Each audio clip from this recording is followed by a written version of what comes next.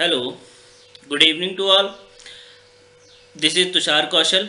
आज मैं आपके साथ कुछ रेवोल्यूशनरी मूवमेंट्स की बात करने जा रहा हूँ जो हिमाचल प्रदेश में इनिशिएट हुई थी against their native rulers and British government के अगेंस्ट। तो जो हमारी फर्स्ट मूवमेंट जो इनिशिएट हुई थी वो थी मंडी कॉन्स्पिरेसी।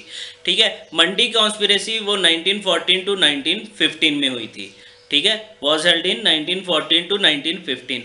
अब हम इसकी बात करें तो उस टाइम जो मंडी के राजा थे वो थे राजा जोगिंदर सेन बहादुर।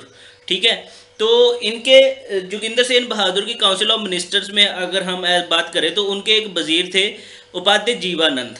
उपाध्याय जीवानंद। अब आपको मैं अभी एक्सप्लेन कर रहा हूँ, इसके वीडियो के एंड में आप मेरे नोट्स भी देखोगे, नोट्स में भी सब कुछ लिखा हुआ है एज इट इज़। ठीक है, उपाध्याय जीवानंद। तो उन्होंने क्या किया, एक सिस्टम एनफोर्स किया, बहुत ही हार्शली एनफोर्स किया। ठीक है, तो उसका सिस्टम कौन सा था? वो बेगार सिस्टम। बेगार सिस्टम। अब ये आप सोचोगे कि ये बेगार सिस्टम था क्या? इस सिस्टम में क्या था कि आप लोगों को यूज़ करते थे एज अ लेबर और उन्हें कोई भी पैसे नहीं देते थे, उनको कोई भी भत्ता नहीं देते थे, मतलब without any wages, forceful labour without any wages. ये था बेगार सिस्टम। आप आगे भी पढ़ोगे तो इसमें सत्यानंद स्टॉक्स थे। ठीक है, जिनका असली नाम था सैमुअल इवांस स्टॉक्स। ठीक है, जिन्होंने कोटगढ़ में इसी बेगार सिस्टम के अगेंस्ट रेवोल्यूशन स्टार्ट किया था, रिवोल्ट किया था। ठीक है, और ये जो सैमुअल इवांस स्टॉक्स थे या सत्यानंद स्टॉक्स जो हैं, ये आप जानते होंगे हमारे हिमाचल के पॉलिटिक्स की बहुत ही जानी मानी पॉलिटिशियन है, विद्या स्टॉक्स, कांग्रेस की। ठीक है, उनके ससुर जी हैं। ठीक है, तो अगर हम ये सत्यानंद स्टॉक्स की बात करें, ठीक है, तो अगर अपार्ट फ्रॉम दिस, ठीक है, ये थोड़ा सा मैं ऐसे बता रहा हूँ आपको, सत्यानंद स्टॉक्स जो थे, ठीक है, ये आर्य समाज जो आप मॉडर्न हिस्ट्री में पढ़ोगे, ठीक है, social and religious movements, Arya Samaj की एजिस के अंडर एक शुद्धि मूवमेंट चली थी, उसके अंडर ये इन्होंने कन्वर्ट किया था अपने आप को क्रिश्चियनिटी से हिंदुइज्म में। ठीक है, तो अपार्ट फ्रॉम दिस अब हम अपने मेन टॉपिक पे आते हैं, मंडी कॉन्स्पिरेसी। तो मंडी कॉन्स्पिरेसी में क्या हुआ? मंडी कॉन्स्पिरेसी का एक तो स्वामी हमने वजीर की बात कर ली, उपाध्याय जीवानंद, सॉरी, उपाध्याय जीवानंद। तो अगर हमने इनकी बात कर ली, अब जो मेन जो इनके मंडी कॉन्स्पिरेसी के लीडर रहे हैं भाई हिरदा राम एंड शोभा राम, ये दो मेन प्रोमिनेंट लीडर्स रहे हैं मंडी कॉन्स्पिरेसी के। ठीक है, और अगर हम आगे बात करें तो सबसे पहले जो मंडी के लोग जो इन्फ्लुएंस हुए थे वो किसकी वजह से हुए थे? गदर पार्टी के मेंबर्स की वजह से। जो गदर पार्टी है, आप ये भी मॉडर्न हिस्ट्री में पढ़ोगे कि गदर पार्टी का हेडक्वार्टर है सैन फ्रांसिस्को अमेरिका में था ये, और इस गदर पार्टी का नाम भी एक लोकल न्यूज़पेपर से रखा गया था, और ये मोस्टली जो थे सोल्जर्स थे, ब्रिटिश सोल्जर्स थे, इंडियन ब्रिटिश सोल्जर्स थे। ठीक है, जो इंडिपेंडेंस के लिए ब्रिटिश के अगेंस्ट हो गए थे, तो इन्होंने गदर पार्टी मूवमेंट इनिशिएट की थी सैन फ्रांसिस्को। फिर जब ये अमेरिका में से वापस आए थे, ठीक है, तो इन्होंने अपने आप को स्प्रेड कर लिया था मंडी, सुकेत, मतलब पंजाब के डिफरेंट एरियाज में। उस टाइम ये पंजाब के अंडर आता था मंडी। तो अगर हम उस टाइम क्या हुआ, फिर इन्होंने यहाँ पे रेवोल्यूशनरी वर्क करना स्टार्ट कर दिया, लोगों को मोबिलाइज करना स्टार्ट कर दिया। इन्होंने फिर नारे लगाना स्टार्ट कर दिया, रीड आउट करने लगे, गदर गूंज, ठीक है, गदर संदेश, ऐलान जंग, एटसेट्रा एटसेट्रा। ठीक है, ये रीड आउट करने लगे, जिससे जो लोगों को इन्फ्लुएंस करने लगे। तो इनके इन्फ्लुएंस में आ गई रानी ऑफ खैरागढ़ी एंड म्यान जवाहर सिंह, ये इनके इन्फ्लुएंस में आ गई, और इन्होंने इनको हेल्प करी फाइनेंशियली भी। ठीक है, फाइनेंशियली हेल्प करी।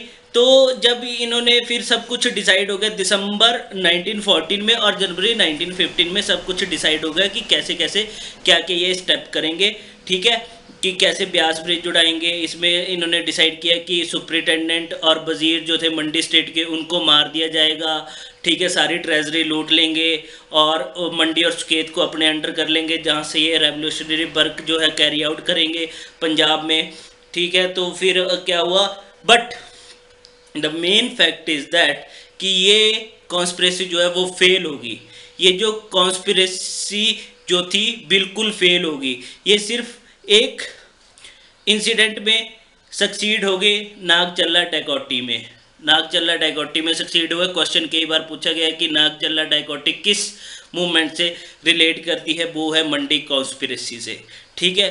तो वो इससे सिर्फ एक ही इसी में सक्सीड हुए थे। उसके बाद क्या हुआ, बहुत से मेंबर्स को अरेस्ट कर लिया गया, रानी ऑफ खैरागढ़ी जो उसको एग्जाइल कर दिया गया, देश से निकाल दिया गया, ठीक है। धीरे धीरे फिर से मतलब अंडरग्राउंड, कहीं ना कहीं अंडरग्राउंड रेवोल्यूशन मूवमेंट्स तो चलती थी, चलती रही। फिर 1933 में क्या हुआ कि राजा ने लेजिस्लेटिव काउंसिल फॉर्म कर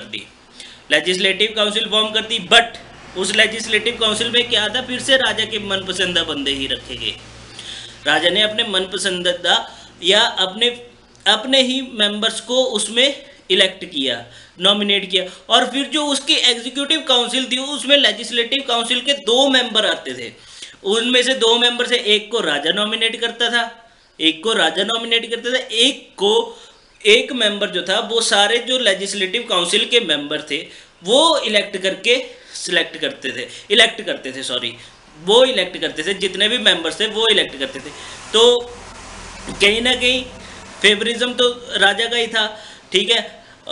तो इससे क्या हुआ कि जो प्रजामंडल मूवमेंट, जो आपको पता होगा कि प्रजामंडल मूवमेंट्स भी इनिशिएट हुई थी, तो प्रजामंडल मूवमेंट्स जो थी इससे खुश नहीं थी, ठीक है, वो फिर से रेवोल्यूशन कर रही थी।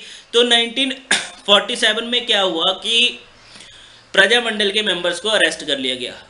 1947 में प्रजामंडल के मेंबर्स को अरेस्ट कर लिया गया, but after some time about 5 months after उनको रिलीज कर दिया गया। और फिर राजा ने एग्री कर गया कि रिस्पॉन्सिबल गवर्नमेंट जो है वो फॉर्म करेगा मंडी में, और जो न्यू मिनिस्ट्री बनी या न्यू गवर्नमेंट जो बनी उसने फंक्शन किया कब तक, जब तक जो है मंडी हिमाचल के साथ मर्ज नहीं हो गया। दैट मीन्स ऑन 15 अप्रैल 1948 को जब हिमाचल एग्जिस्टेंस में आया था, ठीक है, तब हमारे पास सिर्फ 4 डिस्ट्रिक्ट थे, तब हिमाचल के सिर्फ 4 डिस्ट्रिक्ट थे। एक था मंडी, चंबा, सिरमौर, लास्ट वन महासू, ठीक है। और धीरे धीरे बाय द टाइम और डिस्ट्रिक्ट ऐड होते गए, बिलासपुर हो गया, बिलासपुर 1954 में ऐड हुआ था, ठीक है। ऐसे ऐसे करके और सारे डिस्ट्रिक्ट, फिर लास्ट में वो अलग टॉपिक है, उसको हम अलग से डिस्कस कर लेंगे, ठीक है। तो इस हिसाब से ये मंडी कॉन्स्पिरेसी थी, इतनी सी। अब मैं इसके बाद आपको नोट्स दे दूंगा, वीडियो के लास्ट में आप नोट्स देखोगे। Thank you.